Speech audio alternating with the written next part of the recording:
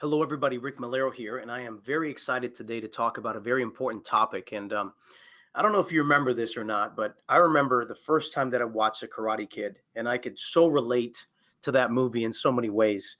Where here's this boy that's getting picked on, and unfortunately can't defend himself, and he finally finds somebody that could teach him how to defend himself.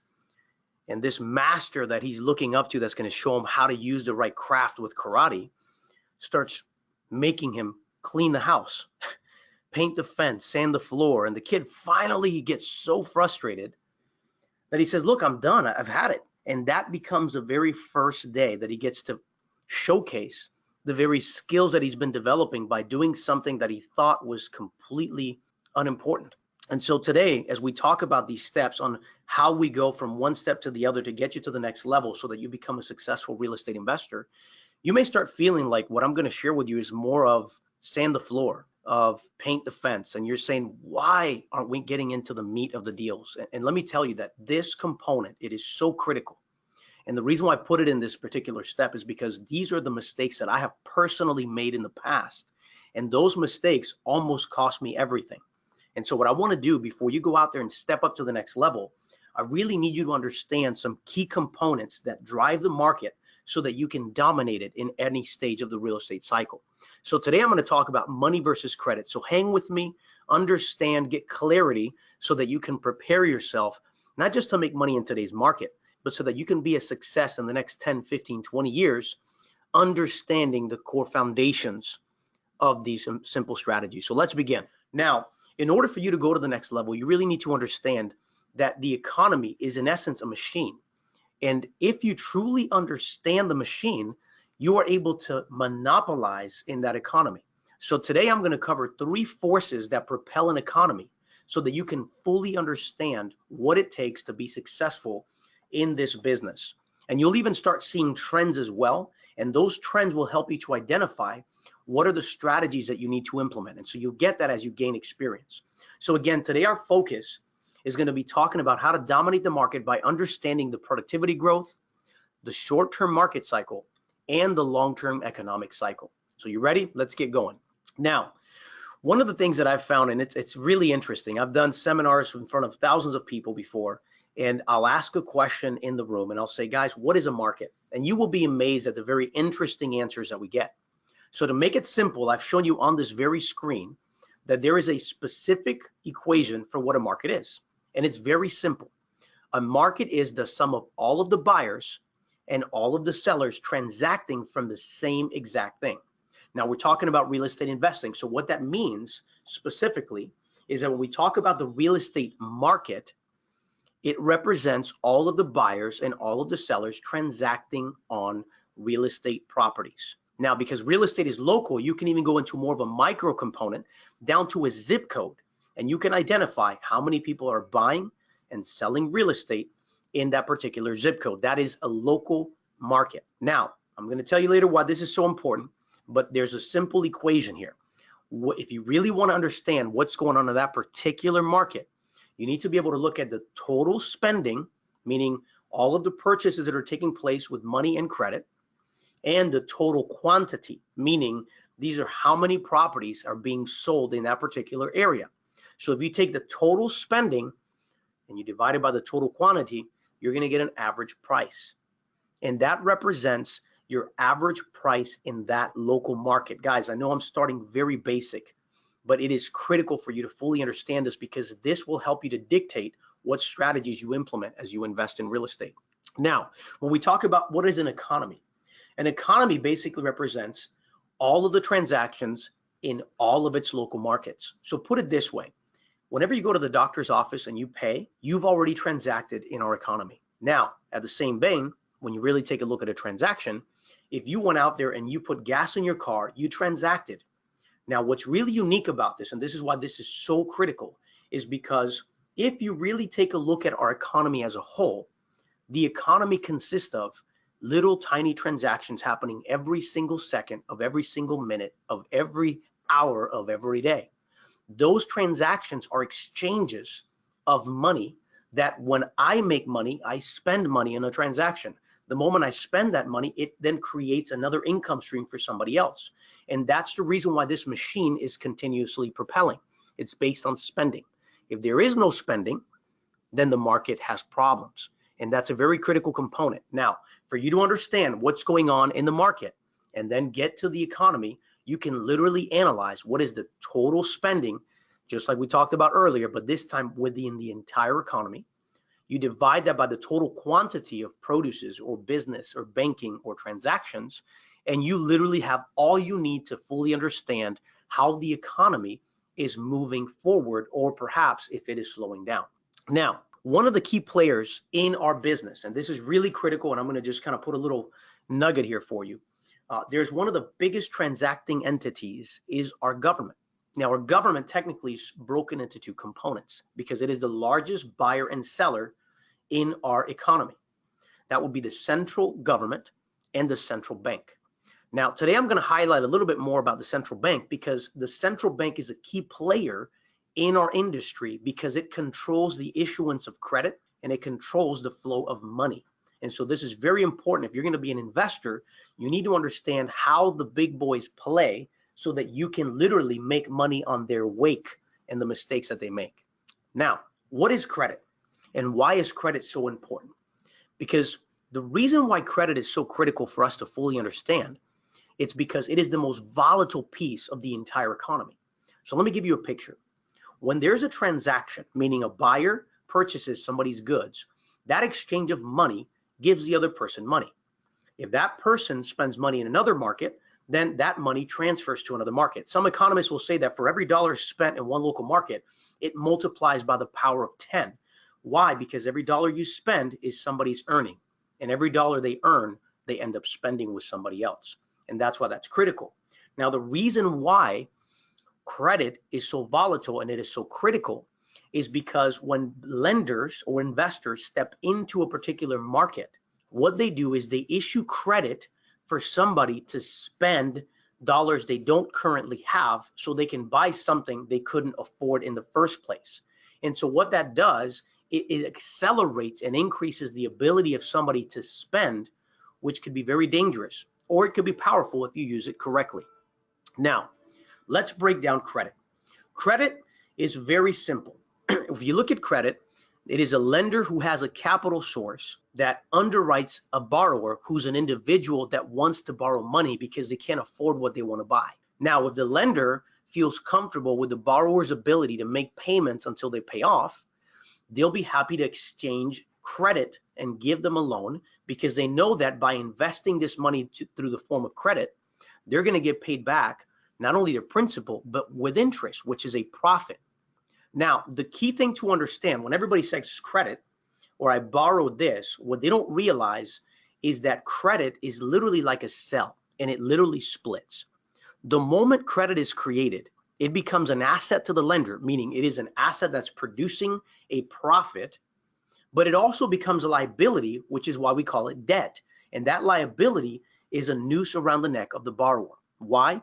Because even though it's an asset to me as a lender, the borrower has to make payments to me until he pays me in full with my interest. So it is critical for us to fully understand that we are transacting in an economy that is completely dependent on the issuance of credit. And the moment you unlock that code, you're able to capitalize within each stage of the market. So now let's break this down. If you look at it clearly, spending drives the market and the economy because again, every dollar I spend becomes somebody's income. Every income that somebody makes, they spend somewhere else. So when you put it on steroids with credit, that means that even if I don't have the income currently, I can borrow and I can begin increasing my spending, which immediately increases somebody's income who ultimately spends more, and that begins to create an upward spiral trajectory of growth. However, if it's only based on the credit, you put yourself in a really, really dangerous situation, which is why our entire economy gets affected from time to time. So let me show you what I mean by that. Now, if you were to take a look at this picture, there are two key pieces that a real estate investor should understand about the market. Productivity matters most in the long run, but credit matters more in the short run. And if you're an investor, you need to be able to implement both of these particular strategies. So I'm not naysaying about borrowing. I will show you later how you borrow correctly so that you can get ahead in your business. But understand that if you don't have a productivity plan, your long run game is not going to be very successful. In the short term, you might look good, but if you don't have that long strategic productivity focus, the long run of your business is never going to be successful. Now, let me show you why. If you were to look at this picture right now, and you'll see that if you put time and growth in an equation, if you are productive with your time, over time, you will be more successful because based on your productivity every day, you will have more resource. So the more you're productive with your resources, over time, the more you grow. The lazier you are, the less you will have over time. But it's really subjective to your ability to perform, to your ability to produce.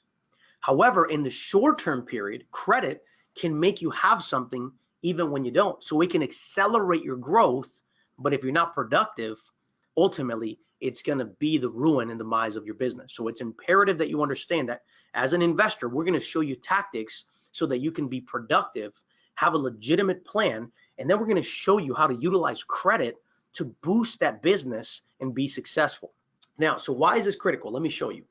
This is a cycle, and historically, based on all the diligence that I have personally done, I have seen that this works again and again and again. And in a minute, I'm going to show you historical data to back this up.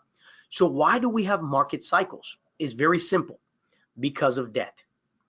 Debt guarantees that we're going to have cycles as long as we use credit for the rest of our lives. Here's why. Usually during the downturn, people are consuming less than what they produce. During a growth stage, they're consuming more than they produce. And here's why. Because when credit is available, meaning lending is aggressive and it's available, you are able to borrow from your future self today. Meaning you can borrow now so that you can spend what you don't have today, hoping that in the future you will produce more to pay back what you borrowed in the first place. So when you look at a cycle, it's very simple. When you borrow, you're spending money from your future self, which guarantees that in the future, you'll have to consume less in order to pay back what you borrowed in the first place. When that begins to happen, you'll start seeing bubbles. So for example, we might be in a market that was just coming up, is starting to grow in our economy. Well, all of a sudden, you'll notice that lenders and investment companies start giving more credit in the marketplace. So what happens? Prices go up, spending goes up. The market looks like it's flourishing, which is great if it's stable.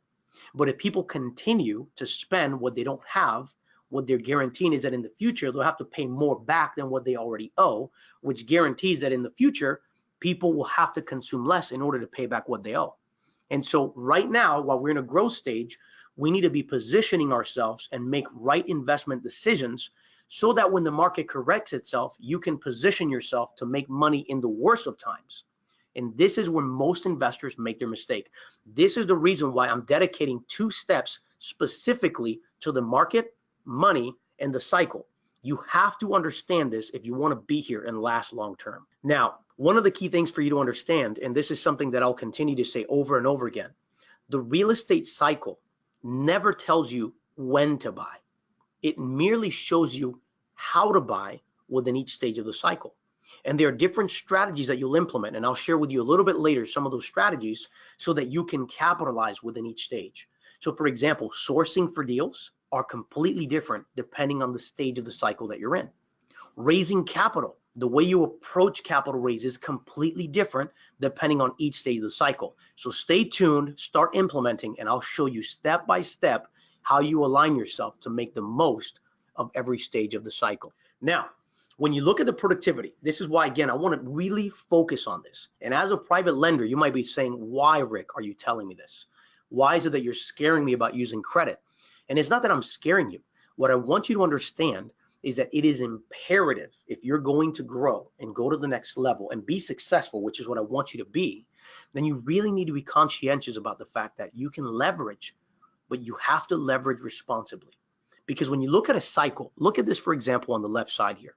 When you look at the growth trajectory with regards to credit, when you have money, based on credit, you spend. But that only guarantees that you have to spend less next year because you have to pay back what you borrowed in the first place. So then it automatically brings a dip. Then when you have more credit, you spend more, you start growing. When you have debt, you have to pay back. So it guarantees this. Where, for example, if you look at the other item here, if it was just based on productivity and no debt, over time, you would only spend what you earn. And in order for you to spend more, you would have to produce more in order to spend more. And if you're a good steward, that cycle will be a long-term growth trajectory. So we want you to have the foundation based on the image on the right. And then we're going to show you how to properly use credit to exponentially grow that trajectory over the next 5 to 10, 15 years.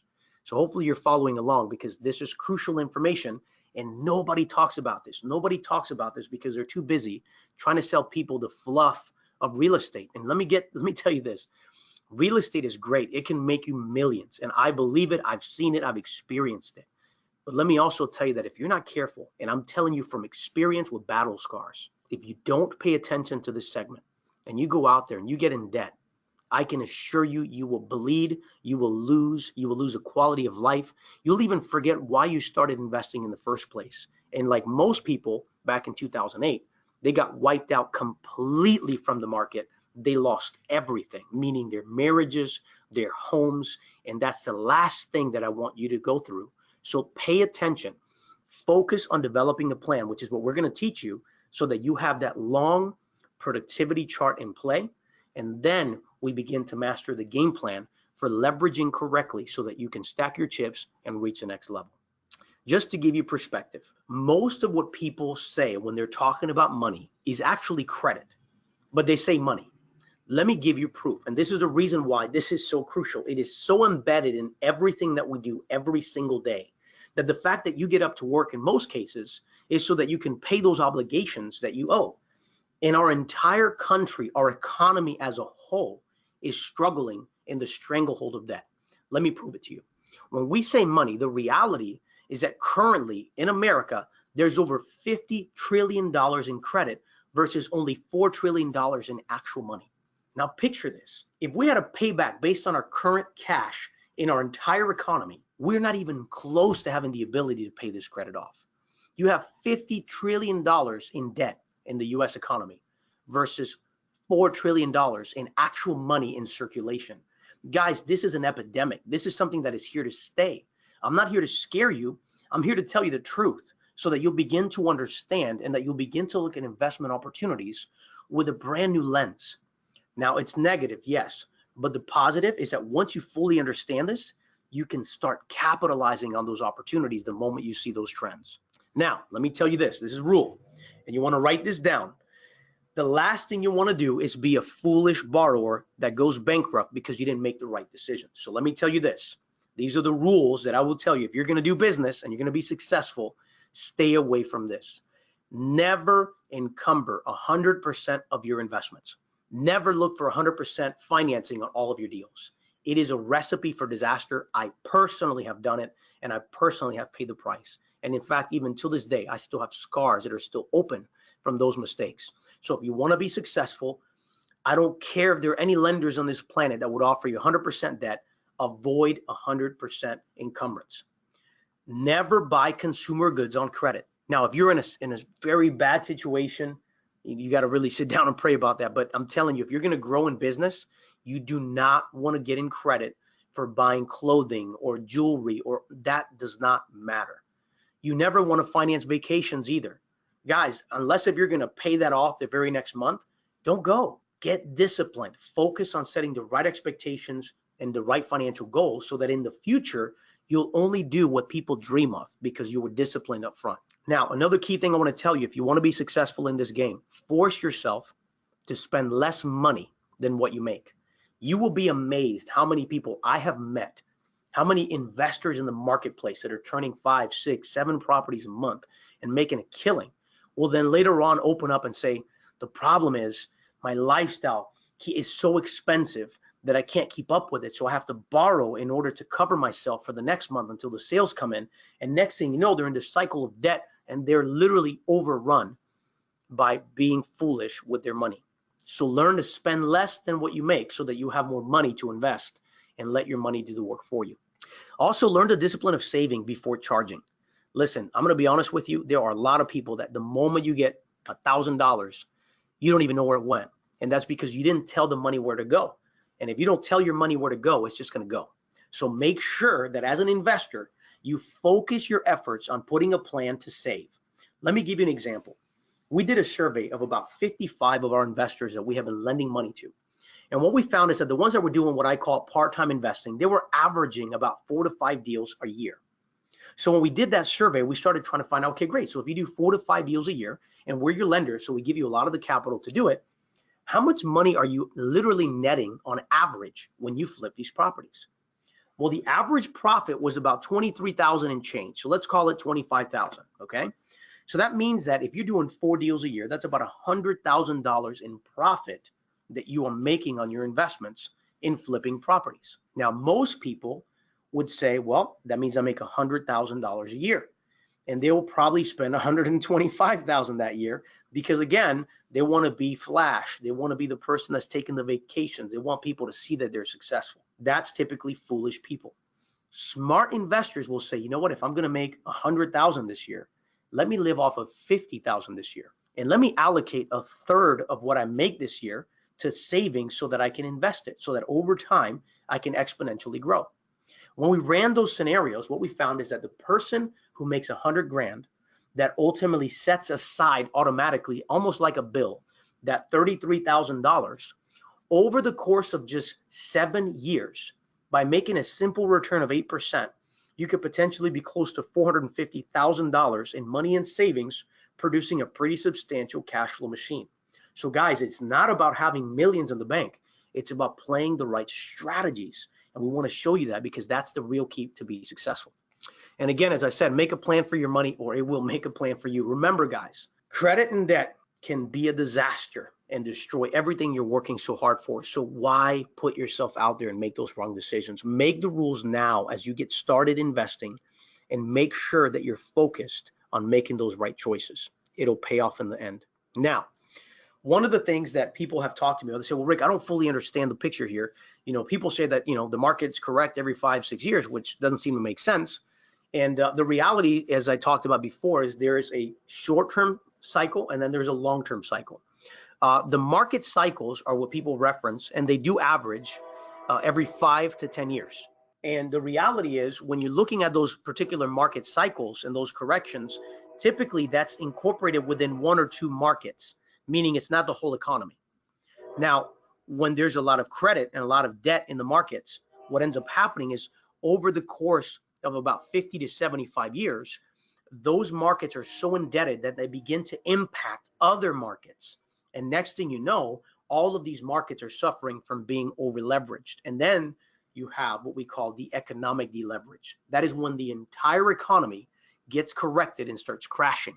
And it is horrible because, as you can see, and if you remember 2008, it is literally almost a famine in the land with people that are desperate, losing everything they have.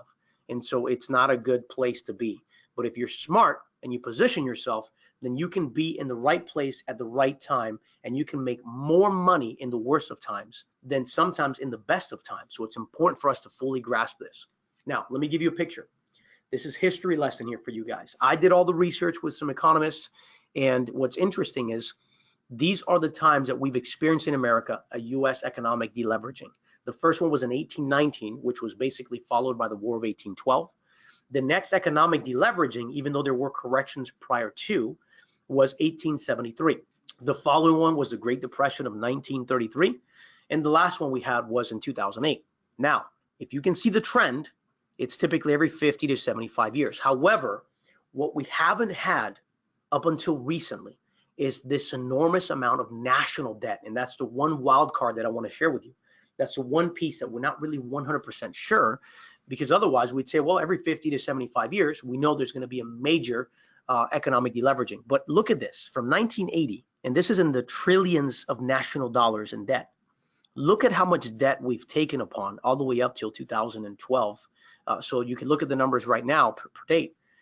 That debt nationally, it can make a major impact in our economy. And so it's just something that we need to be aware of as we continue to do our investing. But again, as you can see these trends, If it's a trend, then we can work together to show you strategies on how to implement strategies when you see those trends taking place. Now, we use some tools that we're going to share with you, and you're going to have access to those tools. So don't worry about this right now, but I just want you to see that we've put together some tools with some of our technology partners so that when you're out there and you're analyzing a zip code, for example, or you're analyzing a house, you will literally have real current data that shows you what the trend has been. So here's an example of one, which is a very simple, basic one. We have way more robust ones that you'll see in the tools that you'll get access to. But this is one in Tampa, 33470. You can see from 1996 to the actual increase in 2006, the correction, which didn't really drop till about 2011, and you're seeing the trajectory as the market continues to grow. This is imperative for you so that you can make sound decisions when you're flipping deals, renting properties, or wholesaling, or even commercial investments. So again, I just wanted to show you an example and an illustration, but remember, each local market is different. Look at this one. This is 33411. So I want you to see this because this is the data that you need to have access to so that when you're making investment decisions, you're making sound decisions. And we're going to give you those tools along the way. So every deal you look at, you're going to have confidence that you're in the right deal, that you're in the right side of the cycle with the strategy you're implementing. So if you really want to be successful, what should you be doing next? Well, right now you should be considering, and again, we'll share with you more information in the next steps. So don't be, trust me, trust the process. You're going to go through it. We're going to show you strategies so that you can use the power of diversification. We're going to show you tools that you can leverage to properly structure your deal so that you can use the proper leverage to buy properties correctly. And we're going to give you a step-by-step action plan so that you can proceed to the next level based on where you are now. And that's the reason why working with your coach is going to be imperative, because I can give you this overall training. We can do step by step, but you may be at a different stage than somebody else. So that coach is going to help to fully customize that training specifically for you. I'm going to give you an example of a couple of things here. Here's a deal from one of our clients that we actually trained. We taught them. He went ahead and bought this property, renovated, did a fantastic job using our system, and ultimately sold it for a significant profit. Now, one of the things that I want to bring up is the fact that we were the lender in this deal. So not only did he learn from us, not only did he go out there and buy it and use the system to renovate the property, but he also borrowed from us. And so we showed him how to be cautious with borrowing so that he can make his money. In this particular property, he flipped it, and I think he made about a $42,000 profit. But these are some key fundamentals that I want you to look at. And again, later we'll teach you. Again, never borrow 100% of your projects. Never bet on the future value. You're buying the discount today. He bought that profit the moment he bought it, not hoping that it would grow to $40,000 in the future. Always anticipate renovation overages. He had a contingency plan because we taught him that. And guess what? He used every cent of that contingency plan because he didn't realize that there were some leaks that had impacted some of the walls they had to repair. So that's a perfect example. Now, if you're dealing with cash flow, I'm going to talk about that later on. So I'm not really going to cover this in too much detail, but we'll even show you some measures you can use to make sure that you have the debt service coverage ratio so that no matter what, your tenants are always paying your mortgage payment and making sure that you're making a profit as you go. The last fundamental piece that I'll bring to you guys is every project should stand on its own. You never just buy a deal to buy a deal. We'll show you how you can determine that and what tools you can use to analyze those deals. And you know what? I'll show you, even instead of just borrowing money, we'll show you how you can get the proper equity partners that will give you the money that you need that doesn't cost you monthly. So that way you do a proper combination of investing so that your neck is not on the line every single time. Now, I'm going to give you 3 profiles of people that we deal with on a regular basis. We deal with aspiring investors. The first one, typically these are investors that they want to get in the business, but they don't have a lot of resources. So here's a gentleman, actually Jonathan. Basically, just to give you a little bit of background, he's a military recruiting officer. He started learning wholesaling through some online courses and books and trainings. He started going to networking events, and we started teaching him. The first deal that he did, thinking he had it all figured out, is he lost his first earnest money deposit when he put a property in the contract, didn't know what he was doing, and ultimately he lost that money. So when he started going through our education and we started teaching him step by step, he started learning how to structure deals correctly and how to use the right tools so he can lock up the right deals, not just any deal. Since then, we've helped him to save, and he has over $30,000 in wholesale capital that he's generated with the right deals. He's got a few referral partners working with him right now. that are bringing him opportunities. And he's poised to make about $7,000 on average per deal, which is very sizable when you're doing 4 or 5 deals a month, which is kind of his goal right now. So it's starting from nothing, getting to the next level. And his goal now is to ultimately borrow from us to do his very first flip. So he's finally going from wholesaling to flipping. And so again, this is proof that he's getting there and little by little getting to the next level. Now, this other gentleman is more what we call an active investor. He's already done a lot of business. He's a broker. He's got 10 years in the game. We have helped him to purchase over 45 properties in a year, fix them and flip them. And what we started doing with him, because he was doing very well with his flips and some new construction properties and brokering, is we showed him where there is a hole in his plan. And so now he's putting a game plan to hold some income producing properties so that he doesn't have to work so hard. That way, if the market shifts, he's got passive income coming in. And of course, we have what we call the passive investor. Now, what's unique about this lady, she came in, learned the business and said, you know, I love this, but I really am doing investing because I want to have complete passive lifestyle. I want to travel. I want to enjoy it. So she put a plan with us of saving money, investing passively, and also specifically, she started altering her living expenses for a period of time. She's been with us, I believe, now close to 10 years. And every single stage she's saved, has been disciplined, she's kept her plan. Now her passive investments, meaning her money is doing the work so she doesn't have to, she's generating close to $7,000 a month passively. That's every single month, whether she does something or doesn't. And she's able to travel. About 6 months ago, she stopped by my office because she just came back from Singapore and she wanted to thank me for showing her how she can live a life that she never dreamed of. And it's amazing to see that. It's very rewarding. But if you're an investor, whether you're active, whether you're just getting started, the ultimate goal should be to get to a place where your money is doing the work so you don't have to. And we're going to show you that in the next few steps on how you can position yourself to be like Liz. With that said, guys, I want to thank you. This concludes this particular training. Get ready for the next step, and we'll be working with you specifically to gear you up and give you the right plan of action so that you can be a success.